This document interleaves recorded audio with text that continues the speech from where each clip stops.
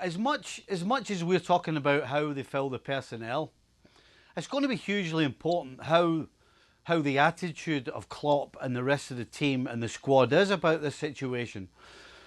You know, when Liverpool started back again after the restart and we're losing goals, we were all sitting going, oh my goodness, what's going on here? And it was all panic and how can this happen? And, you know, if they can accept that they're going to have a weakness, and if they can accept that it's not going to be perfect and we might lose some goals, but if they go about things with the right attitude and don't start making it an excuse or trying to blame somebody else for maybe a loss here or there, then that'll be just as important as actually the name of the jersey on the back.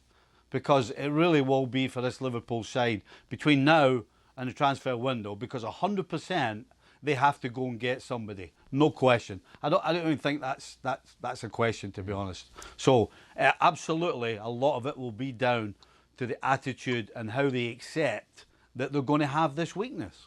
Don, if it really does, like Stevie says, just come down to attitude, then who else would you bet on besides this Liverpool crew based on what they did last season and Jurgen Klopp, specifically the manager?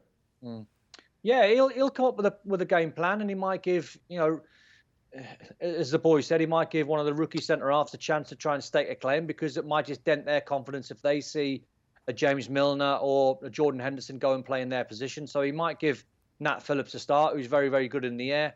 I think Reece Williams is a little bit quicker over the ground, so he might play him, looking at the Jamie Vardy factor.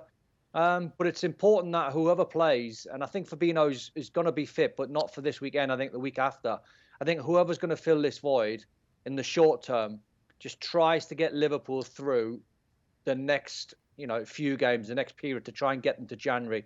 I think, correct me if I'm wrong, but I think Upamecano's buyout clause, I think at Leipzig's 40 million. So that's not a huge amount of money for such a young talent. You know, Koulibaly's still at Napoli, who was valued at about 60. So I think what it does, it really pushes Liverpool into the transfer market to go and buy an A-list centre-half. And then when Joe Gomez is back and when Virgil van Dijk's back, they've still got that quality. And then the squad from there will only be stronger.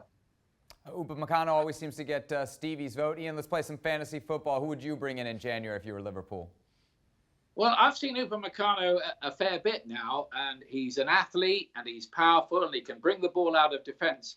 But at the moment, I think he's still got a raw side to him, and we saw that when Leipzig shipped 5 goals against Tottenham in the second half. And there was another mistake from him in the Champions League. Can't remember who against the other night as well. So I don't know.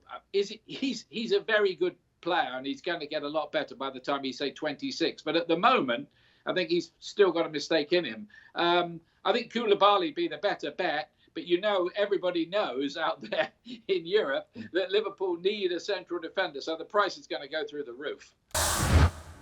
Well, thank you very much for watching ESPN on YouTube. For more sports highlights and analysis, be sure to download the ESPN app. And for live streaming, premium content, and let's not forget as well, ESPN FC 7 days a week. Subscribe to ESPN Plus.